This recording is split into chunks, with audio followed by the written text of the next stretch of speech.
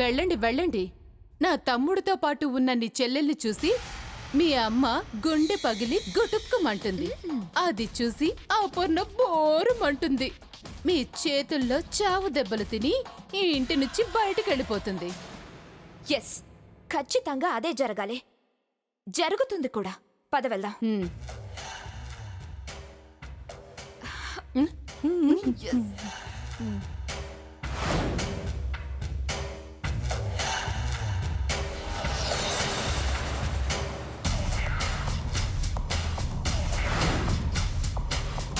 చూశారుగా అత్తయ్య గారు ఎంత క్లోజ్ గా పడుకున్నారో. పాపం బాగా బెస్ట్ ఫ్రెండ్స్ అయి ఉంటారు. హా, ఆ పడుకోవడం చూస్తుంటేనే అర్థం అవుతుంది కదా ఎంత బెస్ట్ ఫ్రెండ్స్. పాపం రాత్రంతా నిద్రుండుండదు, అందుకే అంత గాఢంగా పడుకున్నారు. లేపితే ఫీల్ అవుతారు. మనం వెళ్ళి మళ్ళీ వద్దాం పదండి. సుకన్య ఆగో. శేఖర్, వెళ్ళి వాళ్ళని లేపు. అమ్మా అదే శేఖర్, ఇది మన పరువు మర్యాదలకు సంబంధించిన విషయం. వెళ్ళి లేపు.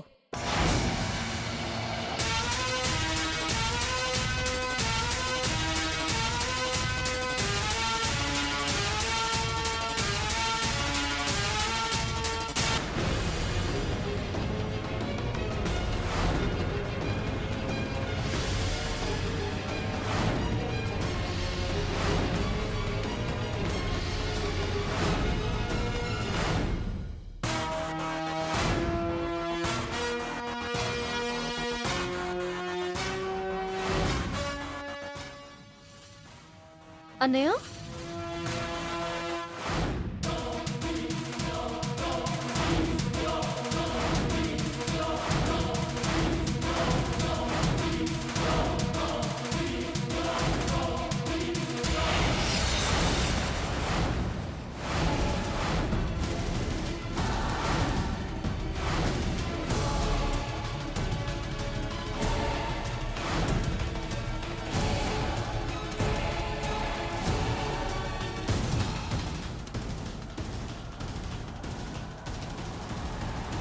అమ్మా మీరంతా ఇక్కడికి వచ్చారేంటి?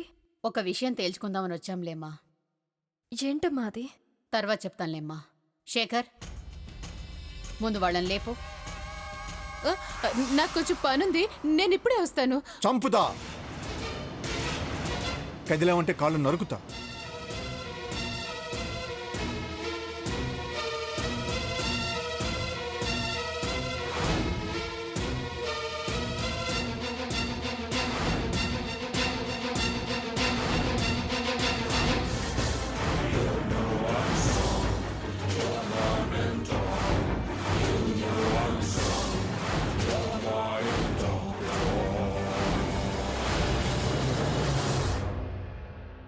అల్లుడు గారు, మన ఇంటికి ఎప్పుడు వచ్చారమ్మా?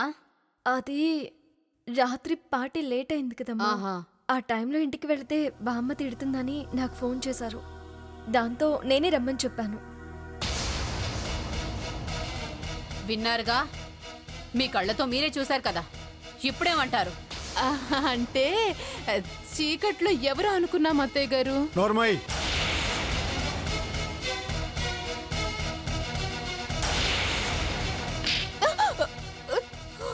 చెత్త మొహం దాన. వచ్చింది ఎవరో ఏంటో తెలుసుకోకుండా నోటుకొచ్చినట్టు వాగడమేనా? అది నోరా తాటి మట్ట. ఇంకోసారి ఇలాంటి వెధవేషాలు వేసామంటే నాలుక మీద వాతలు పెడతాను, జాగ్రత్త. ఇడియట్. తప్పైపోయిందండి, ఇంకెప్పుడు అలా మాట్లాడు. నోర్మయ్, ఒక మాట అనే ముందు ఎవరి గురించి అంటున్నావు? ఆ వ్యక్తులు ఎలాంటి వాళ్ళని తెలుసుకోనంటే మంచిది.